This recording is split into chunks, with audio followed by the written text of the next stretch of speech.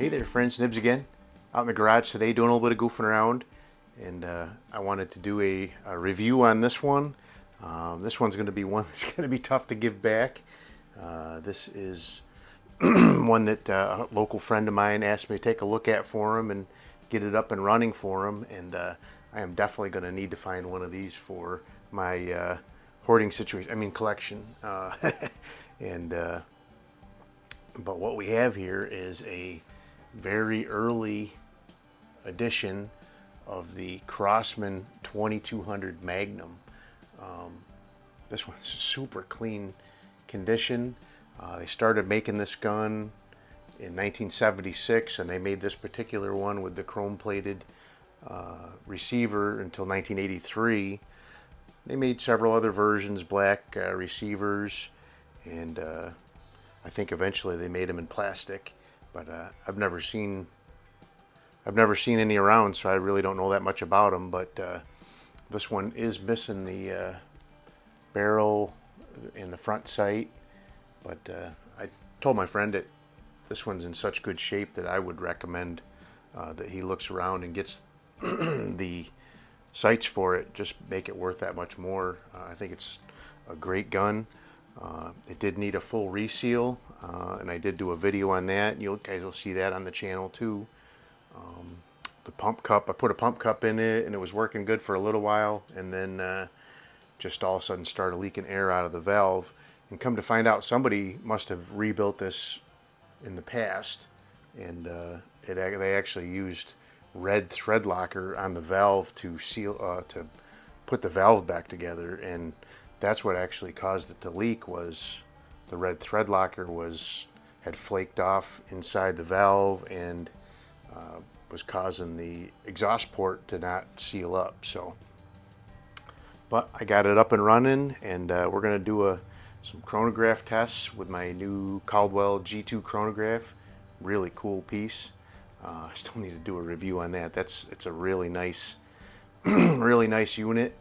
I love that it's a Bluetooth connection now. Don't need any wires or anything like that. And but we're going to do some chronograph testing with this guy. Take a couple of trigger pulls with it. It's got a pretty heavy trigger. If it were my gun, I did see some things in there I could probably change to make it a little bit better, but I didn't want to alter it. It's not it doesn't belong to me. So, but there you go. This one does not have a production code on it anywhere, which from what I've read, in 1975 Crosman started putting production codes on all their guns. So I don't know why a gun that was made in 1976 would not have a production code on it. I looked everywhere on it, even when I had it apart. Maybe it was on the tube inside, but there's no production code on this gun anywhere. Some people said it might have been real faint on the side of the barrel or on the side of the... There's nothing.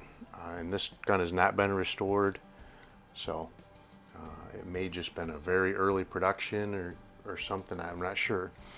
But let's go ahead and get started. So according to the owner's manual for this one, with 3 pumps, it should be doing about 390 feet per second. With 6 pumps, they claim it will do up to 510, and with 10 pumps, it should go up to 600 feet per second. So we'll go ahead and test that out. I don't have any alloy pellets in the garage right now, but I do have some pretty light ones. These are these Excite Plinkings, and they are really light, 12.7 grains. So we'll go ahead and try that out. Let me start my screen capture on the phone that's connected to the chronograph, and then we'll start our group. So we'll do a couple with each, with 3 pumps, do a couple with 6, a couple with 10. So this has that really deep, wonky loading port, like the 2100, the 766, the 1000 Legacy. But I gotta say that it's a lot easier to load a pellet into this with being a 22 than any of those other ones with the 177. The 177 is just too small. This one always drops in nice and easy. So So let's see what we get. 3 pumps. 389. So that's pretty darn close to 390 if you ask me. And that's a really good plinking speed for a 22 pellet.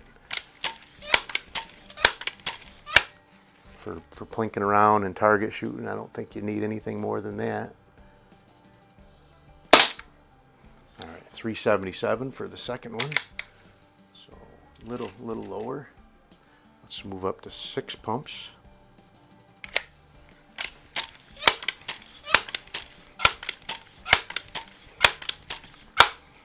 Definitely making some pressure. You can feel it building with every pump. So 494, and they claimed it would do 510. So we're not too far off that mark either. So seems like we're really doing pretty good. Let's do one more with the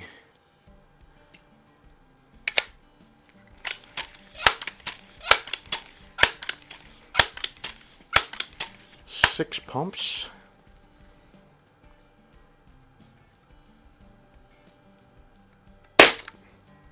$4.99. So gone up a little bit. All right, we'll do 10 pumps. Just look over here. I haven't had any troubles with the G2 not recording us, except for when you get an error. But that always shows up on the, before with the old one, the ballistic precision that was tethered, every once in a while it wouldn't register, and then it finally stopped registering altogether. But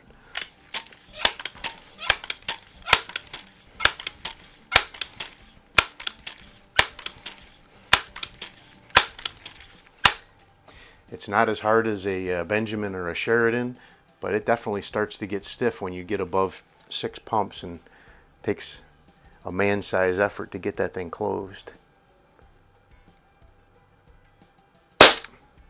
So 579. Not quite making it to the 600, but I'm sure that was with a, probably 11 grain alloy pellet or something along those lines. I really need to do some research and get some alloy pellets in the 22. I've got alloys for 177, but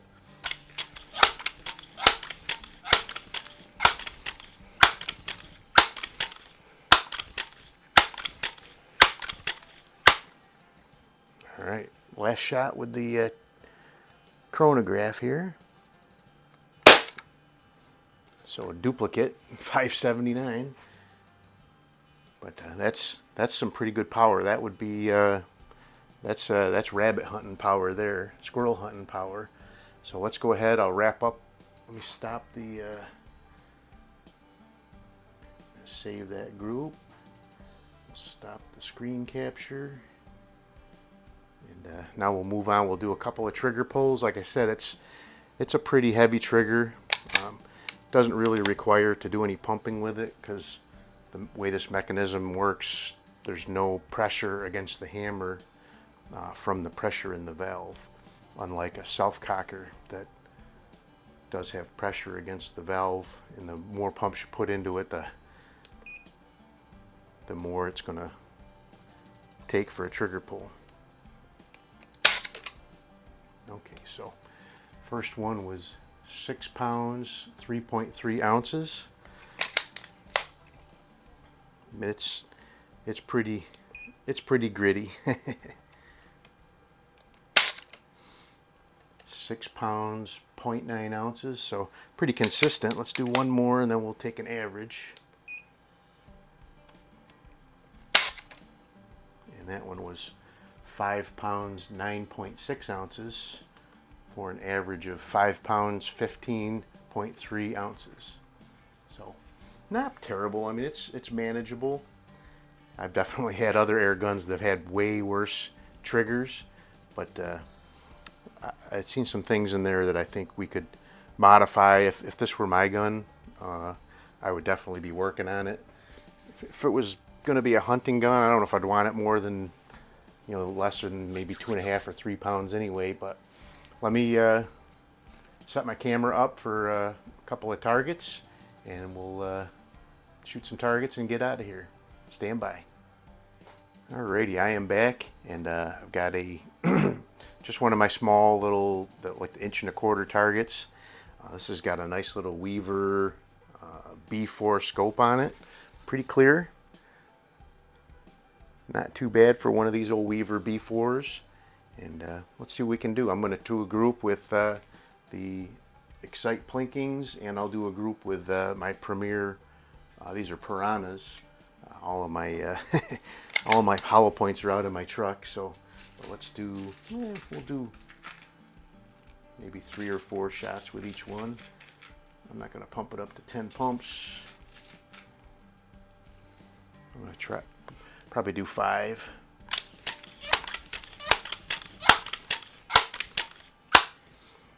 Most of my guns, 5 pumps is a really good power level for getting good accuracy out of them. So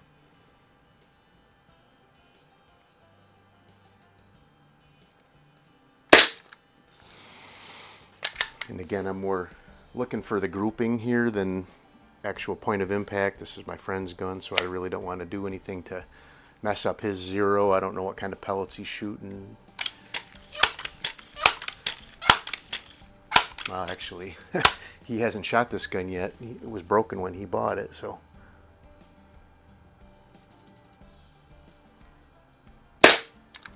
But we'll let him zero it with his pellets and have fun with it. I guess he's got some problem vermin near his house.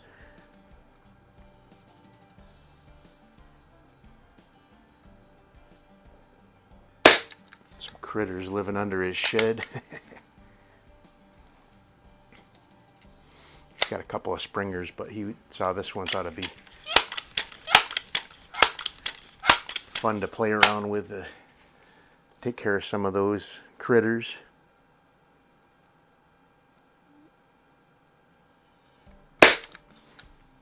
Not a bad group. Not a bad group for shooting offhand.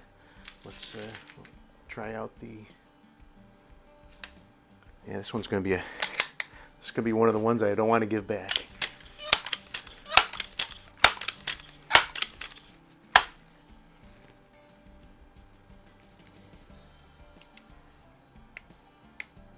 Oh, that one didn't land quite straight in there.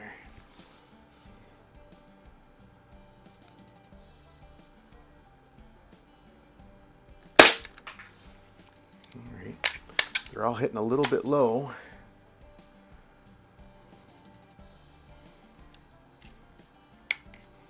But I am only shooting the 21 feet across my garage here, so.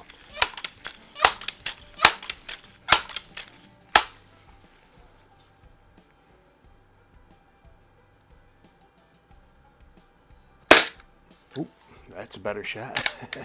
I wonder if that's a flyer.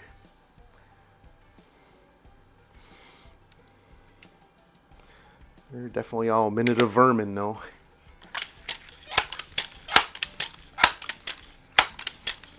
And even at 5 or 6 pumps, I think it would have more than enough power to dispatch a squirrel or a groundhog or whatever.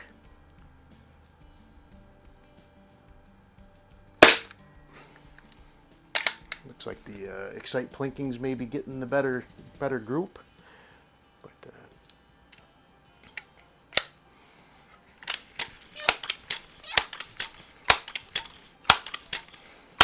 that could all be due to me shooting offhand here too, so.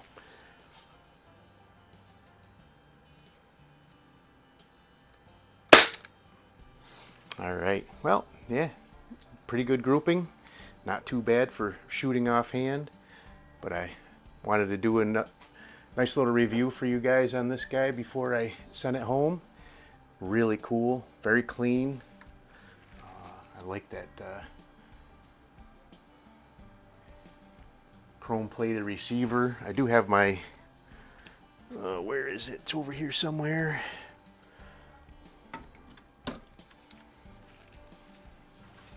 I do have my 2100.